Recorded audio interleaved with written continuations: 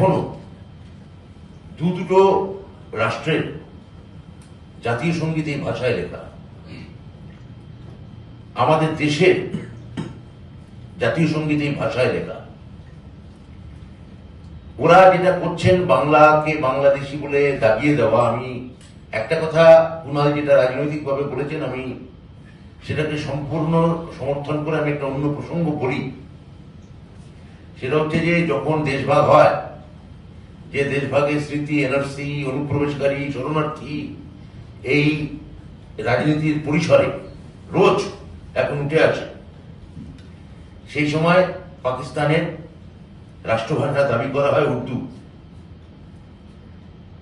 এখন ঘটনা হচ্ছে যে পাকিস্তানের যিনি উদ্গাতা মোহাম্মদ আলী জিন্নাহ, তিনি নিজে উর্দু জানতেন না, তিনি মূলত ইংরেজি ভাষায় কথা বলতেন, আর যেটা জানতেন মাতৃভাষা তার ছিল গুজরাটি, তিনি গুজরাটি ভাষায় কথা বলতেন, আর যার ভাঙা ভাঙা বলতে পারতেন হিন্দি।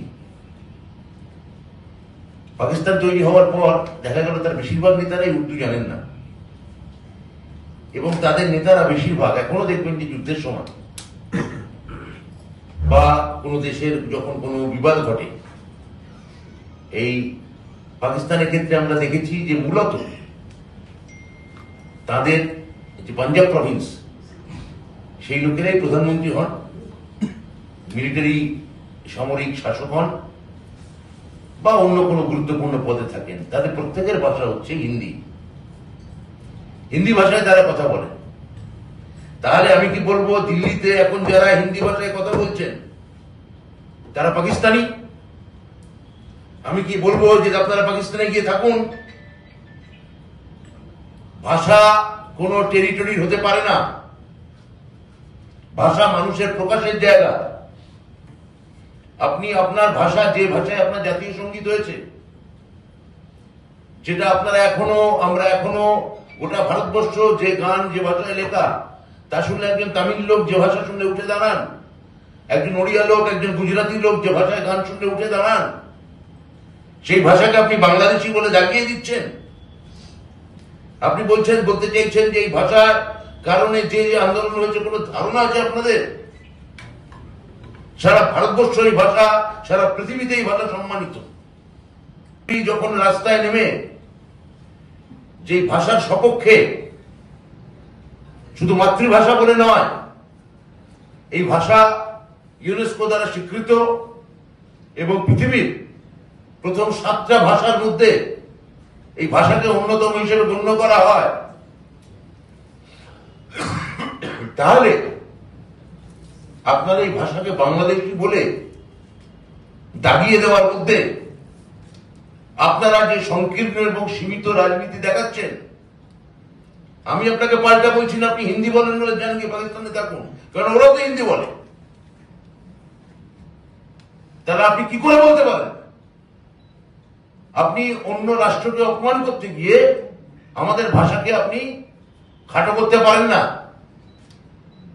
আমাদের ভাষাকে আপনারা ছোট করতে পারেন না। আপনারা শ্রী রামানুর কথা ভুলে যাবেন না, তামিল ভাষার অস্তিত্বের জন্য যিনি অনশনে প্রাণ দিয়েছিলেন, যে অস্মিতার সঙ্গে আলাদা তামিলনাড়ু রাজ্য তৈরি হয়েছিল। এখনো আপনার হিন্দি নিয়ে আপনি তামিলনাড়ুতে ঢুকতে যান, আপনাকে বলতে দেবে না। আমরা সহনশীল, আমি মনে করি এখানে বাংলায় কেউ থেকে হিন্দি বলতে পারেন।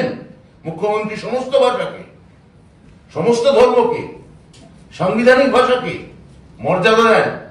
সাংবিধানিক ভাষা বা অফিসিয়াল ভাষা ছেড়ে দিন, মুখ্যমন্ত্রী টোটো বা রাজবংশী ভাষার জন্য বা কামদা পরিভাষার জন্য যেটা করেছেন সেটা অকল্পনীয়। সেখানে এটা একটা এই বাংলা ভাষাকে বাংলাদেশি বলে চালিয়ে দেওয়া, এটা বিজেপির একটা হিন্দি আগ্রাসন। এই হিন্দি আগ্রাসনের বিরুদ্ধে যে কনসেপ্টে ভারত তৈরি হয়েছিল, বিবিধের মাঝে দেখো মিলন মহান, সে মিলনের ধারণাকে আঘাত করে, আক্রমণ করে।